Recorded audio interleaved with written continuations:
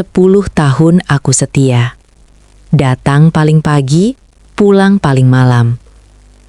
Tapi semua pengorbanan itu dihapus hanya dengan satu kalimat dingin. Kamu dipecat. Aku tidak menangis. Aku tidak memohon. Aku hanya menelepon satu orang. Ayahku. Dan 10 menit kemudian, CEO yang baru saja merendahkanku berdiri gemetar menghadapi kenyataan yang tak pernah ia bayangkan. Sebelum kisah ini dimulai, jangan lupa subscribe channel ini, like videonya, share ke orang-orang terdekatmu, dan tulis pendapatmu di kolom komentar. Karena kisah ini bukan hanya cerita, tapi pelajaran hidup yang mungkin sedang kamu butuhkan hari ini. Selama 10 tahun penuh, hidupku seolah berhenti menjadi milikku sendiri. Setiap pagi aku bangun sebelum matahari terbit, menyeduh kopi dengan mata yang masih berat, lalu berangkat ketika rumah-rumah lain masih gelap dan sunyi. Aku datang ke kantor lebih awal dari siapapun, membuka pintu, menyalakan lampu, dan menghela napas panjang sebelum mulai bekerja. Hari demi hari berlalu dengan ritme yang sama. Rapat, laporan, target, revisi, dan tenggat waktu yang tak pernah benar-benar berakhir. Aku melewatkan ulang tahun orang tua, menunda pernikahan, dan menolak ajakan liburan hanya karena satu kalimat yang selalu tertanam di kepalaku. Perusahaan ini butuh aku. Berkali-kali tubuhku lelah, pikiranku penat. Tapi aku selalu berkata pada diri sendiri, sedikit lagi, bertahanlah. Aku percaya, kesetiaan tak akan mengkhianati orang yang menjaganya. Aku percaya, pengabdian yang tulus akan menemukan jalannya sendiri untuk dihargai. Meski tidak hari ini, mungkin esok, atau suatu hari nanti. Aku bukan siapa-siapa di mata banyak orang. Tidak ada jabatan mentereng di belakang namaku, tidak ada ruangan khusus dengan kaca besar atau sekretaris pribadi. Aku hanyalah satu dari sekian banyak karyawan yang duduk di meja biasa, mengerjakan pekerjaan yang sering dianggap remeh. Namun diam-diam, aku tahu betul betapa banyak fondasi perusahaan ini pernah kusentuh dengan tanganku sendiri. Aku ikut membangun sistem ketika semua masih berantakan, ikut menyelamatkan proyek yang hampir gagal, dan ikut menenangkan klien ketika orang-orang penting memilih menghilang. Pernah suatu malam, atasanku berkata lirih, "Kalau bukan kamu, mungkin proyek ini sudah tutup." Aku hanya tersenyum dan menjawab, "Saya cuma melakukan tugas saya, Pak." Bagiku, bekerja bukan soal pujian atau pengakuan. Aku hanya ingin pulang dengan hati tenang, merasa berguna, merasa tidak mengkhianati kepercayaan yang telah diberikan kepadaku selama ini. Semua rasa aman itu mulai retak sejak CEO lama mengundurkan diri. Ia adalah sosok yang hangat, mengenal nama-nama karyawan, dan sering berkata, perusahaan ini hidup karena manusianya. Namun hari itu, seorang CEO baru datang menggantikannya, dengan setelan jas mahal, langkah percaya diri, dan tatapan mata yang dingin. Sejak hari pertama, suasana kantor berubah. Tidak ada lagi senyum ramah di lorong, tidak ada lagi sapaan ringan di pantry. Setiap rapat terasa seperti pengadilan, setiap laporan seperti ujian hidup mati. Ia sering berkata, kita harus bergerak cepat, yang lambat akan tertinggal. Kalimat itu diulangnya berkali-kali, seolah menjadi ancaman halus. Aku mulai merasa ada jarak yang tak kasat mata, sebuah garis pemisah antara mereka yang dianggap masa depan dan mereka yang pelan-pelan digeser ke pinggir. Dan tanpa kusadari, namaku mulai jarang disebut. Pagi itu, sekretaris memanggilku ke ruang CEO. Suaranya terdengar formal, terlalu rapi. Jantungku berdetak lebih cepat saat melangkah masuk. Ruangan itu luas, dingin, dan sunyi. CEO paruh itu duduk di balik meja kaca besar, matanya menatap layar laptop, bukan wajahku. "Silahkan duduk," katanya singkat tanpa senyum. Aku duduk, menggenggam jemariku sendiri agar tetap tenang. Ia menutup laptop perlahan, lalu berkata, "Aku akan bicara langsung agar tidak membuang waktu." Nada suaranya datar, seperti membaca laporan. Perusahaan ini sedang bertransformasi, Kami butuh energi baru. Aku mengangguk, mencoba memahami. Namun kalimat berikutnya membuat dadaku seperti diremas. Kami butuh karyawan yang lebih muda, lebih cepat belajar, dan lebih jenius. Ia berhenti sejenak, lalu menatapku. Dan menurut evaluasi kami, kamu tidak lagi sesuai. Aku terdiam. Dunia seolah berhenti berputar. 10 tahun pengabdian terasa mengecil menjadi satu kalimat dingin. Mulai hari ini, kami memutuskan untuk mengakhiri kerjasamamu. Lanjutnya tanpa ekspresi. Tidak ada kata terima kasih, tidak ada penghargaan, tidak ada pengakuan atas malam-malam panjang yang pernah kulewati. Aku menelan ludah, menahan getar di suaraku. Dalam hati, ada ribuan kata yang ingin keluar. Tentang pengorbanan, tentang kesetiaan, tentang luka. Namun aku memilih diam. Aku berdiri perlahan, menatapnya sejenak, lalu berkata pelan tapi jelas. Baik, Pak. Hanya satu kata itu yang keluar. CEO itu tampak terkejut, seolah ia mengharapkan tangisan atau perlawanan. Tapi aku hanya menunduk sopan dan melangkah pergi. Saat pintu tertutup di belakangku, barulah aku merasakan perih yang sesungguhnya. Bukan karena dipecat, tapi karena kesetiaan ternyata bisa dihapus secepat itu. Langkah kakiku terasa berat saat keluar dari ruang itu. Lorong kantor yang biasanya terasa akrab, kini tampak asing dan panjang. Seolah setiap ubin lantai ingin menguji keteguhanku. Beberapa rekan kerja menoleh. Sebagian pura-pura sibuk, sebagian lagi menatap dengan mata bertanya-tanya. Aku hanya tersenyum tipis. Senyum yang kupaksakan agar air mata tidak jatuh di tempat yang pernah kuanggap rumah kedua. Di dalam dada ada rasa perih yang menjalar pelan, seperti luka yang tidak berdarah tapi menyakitkan. Jadi begini akhirnya, batinku. 10 tahun yang kuanggap sebagai perjalanan bersama, ternyata hanya satu arah. Aku berhenti sejenak di depan jendela besar, menatap langit yang mendung, lalu berbisik lirih. Aku sudah berusaha sebaik mungkin, sungguh. Aku kembali ke mejaku untuk mengemasi barang-barang. Sebuah cangkir kopi tua, foto keluarga yang mulai pudar, dan buku catatan penuh coretan target serta ide-ide yang pernah kuperjuangkan. Setiap benda seolah menyimpan cerita. Aku teringat malam-malam lembur saat kantor hampir kosong, hanya lampu mejaku yang masih menyala. Pernah seorang satpam berkata, "Masih di sini, Pak? Hati-hati kecapekan." Aku hanya tertawa waktu itu. Kini, meja ini akan diisi orang lain. Mungkin yang lebih muda, mungkin lebih cepat, mungkin lebih pintar, seperti yang diinginkan CEO itu. Aku menarik nafas dalam-dalam, menutup kotak kecil itu dan berkata dalam hati, "Terima kasih. Setidaknya aku pergi dengan jujur." Aku duduk di bangku dekat pintu keluar, mencoba menenangkan diri. Tanganku gemetar saat meraih ponsel. Ada satu nomor yang selalu menjadi tempat pulang ketika dunia terasa terlalu bising. Aku menekan tombol panggil, menunggu nada sambung dengan napas tertahan. "Assalamualaikum ya," kataku pelan. "Waalaikumsalam. Ada apa?" Suara ayahku terdengar tenang seperti biasa. Aku menelan ludah.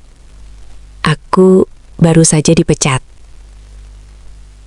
Ada jeda singkat di seberang sana. Bukan keheningan yang panik, melainkan keheningan yang penuh kendali. "Kamu di mana sekarang?" tanyanya. "Masih di kantor." "Baik. Tunggu di sana. Jangan kemana-mana," katanya singkat namun tegas. Telepon ditutup. Aku menatap layar ponsel yang kini gelap, lalu menatap sekeliling. Anehnya, hatiku sedikit lebih tenang. Bukan karena berharap keajaiban, tapi karena tahu aku tidak sendirian. Aku teringat pesan ayah sejak kecil. Kalau kamu sudah berusaha jujur dan maksimal, sisanya serahkan pada Allah. Aku memejamkan mata.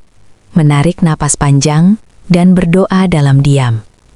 Ya Allah, jika ini memang jalan-Mu, kuatkan aku. Tidak ada rencana balas dendam. Tidak ada niat menjatuhkan siapapun. Aku hanya ingin keadilan berjalan pada waktunya sendiri. Tak sampai 10 menit, suasana kantor berubah. Langkah kaki terdengar tergesa. Sekretaris CEO berlari kecil melewati lorong dengan wajah pucat. Telepon-telepon berdering bersahutan. Dari kejauhan, aku melihat CEO itu keluar dari ruangannya, menggenggam ponsel dengan tangan gemetar. Suaranya meninggi, tak lagi dingin seperti tadi. "Apa maksudnya pemilik saham mayoritas datang hari ini?" katanya panik. Aku terdiam. Jantungku berdetak pelan tapi mantap. Untuk pertama kalinya sejak pagi itu, aku merasa bukan menang, tapi siap. Siap menerima apapun yang akan terjadi selanjutnya. Pintu utama kantor terbuka perlahan. Seorang pria paruh baya melangkah masuk dengan langkah tenang, tanpa pengawalan berlebihan, tanpa jas mencolok. Hanya kemeja sederhana dan wajah yang kukenal sejak kecil. Ayahku. Beberapa orang menoleh, sebagian berbisik pelan, mencoba menebak siapa gerangan tamu mendadak itu. Namun cara para direksi berdiri tergesa dan menunduk hormat memberi jawaban yang tak perlu diucapkan. Ayahku berhenti sejenak, menatap sekeliling, lalu pandangannya bertemu denganku. Ia mengangguk kecil, seolah berkata, "Tenang, ayah di sini." Dadaku menghangat, bukan karena kekuasaan, tapi karena kehadiran seorang ayah yang datang saat anaknya sedang terluka. Tak lama kemudian, panggilan rapat darurat terdengar. Para direksi masuk dengan wajah tegang. CEO itu duduk di ujung meja, tak lagi bersandar santai seperti biasanya. Tangannya gelisah, mengetuk-ngetuk meja tanpa sadar. Ayahku membuka pembicaraan dengan suara tenang namun berwibawa. "Saya mendapat laporan tentang keputusan sepihak yang baru saja diambil," katanya. CEO itu mencoba tersenyum, suaranya terdengar dipaksakan. "Ini hanya bagian dari restrukturisasi, Pak." Ayahku menatapnya lama, lalu berkata pelan, "Restrukturisasi tanpa etika hanya akan menghancurkan perusahaan dari dalam." Ruangan itu sunyi, tidak ada yang berani menyelah. Ayahku lalu menyebut namaku. "Karyawan yang Anda pecat tadi adalah anak saya." Kalimat itu jatuh perlahan, tapi menghantam ruangan seperti petir. CEO itu membeku. Wajahnya pucat, napasnya tercekat. Anak Bapak," katanya terbata. Salah satu direktur lain menunduk, yang lain saling pandang dengan cemas. Ayahku melanjutkan, "Selama ini saya membiarkan anak saya bekerja tanpa fasilitas khusus, tanpa nama belakang saya disebut. Saya ingin ia dihargai karena kerja kerasnya, bukan karena siapa ayahnya." Suaranya tetap datar, namun setiap kata terasa tajam. CEO itu menelan ludah, menyadari betapa fatal kesombongannya. Rapat berakhir dengan suasana berat. Saat semua keluar, CEO itu menghampiriku. Tatapannya berbeda, tidak lagi tinggi, tidak lagi dingin. Kita bisa bicarakan ini lagi," katanya pelan. "Perusahaan masih membutuhkan orang sepertimu." Aku menatapnya, mencoba membaca ketulusan di balik kata-kata itu. "Pak," jawabku tenang, 10 tahun lalu saya masuk ke sini bukan untuk diistimewakan. Saya hanya ingin dihargai sebagai manusia." Kata-kata itu membuatnya terdiam. Ia tahu, ada luka yang tak bisa disembuhkan hanya dengan jabatan atau permintaan maaf. Ayahku berdiri di sampingku. "Keputusan tetap di tangan anak saya," katanya pada CEO itu. Aku menarik nafas panjang. Tidak ada kemarahan, tidak ada senyum kemenangan. "Saya memilih pergi," kataku akhirnya. "Bukan karena sakit hati, tapi karena saya ingin menjaga harga diri." CEO itu menunduk, seolah baru menyadari bahwa kekuasaan tidak selalu bisa membeli ketulusan. Aku melangkah pergi bersama ayahku, meninggalkan gedung itu dengan perasaan lega. Karena hari itu, aku tidak menang dengan balas dendam, melainkan dengan martabat. Kami melangkah keluar dari ruang rapat itu tanpa sorak kemenangan, tanpa tepuk tangan, tanpa euforia. Lorong yang tadi terasa panjang dan menyakitkan, kini terasa lebih lapang. Aku berjalan di samping ayahku, mendengar langkah kaki kami yang selaras. "Kamu tidak menyesal?" tanyanya pelan. Aku menggeleng. "Tidak ya, ada hal yang lebih penting dari sekadar posisi." Ayahku tersenyum tipis. "Harga diri," katanya singkat. Aku mengangguk. Untuk pertama kalinya hari itu, dadaku terasa ringan.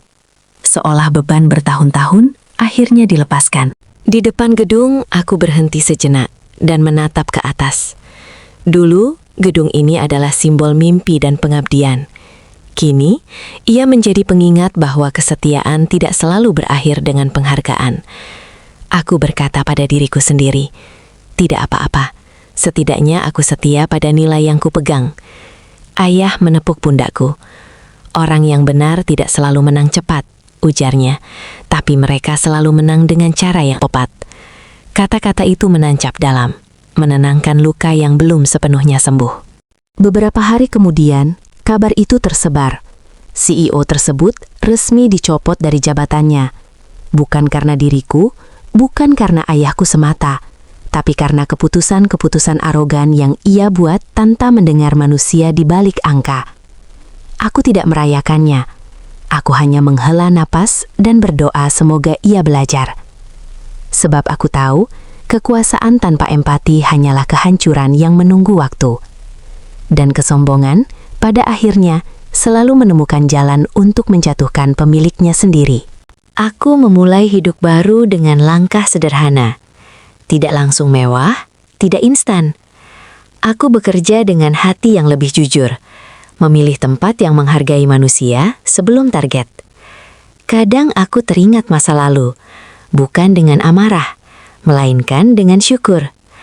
Karena dari sana aku belajar, kehilangan pekerjaan bukan berarti kehilangan nilai diri.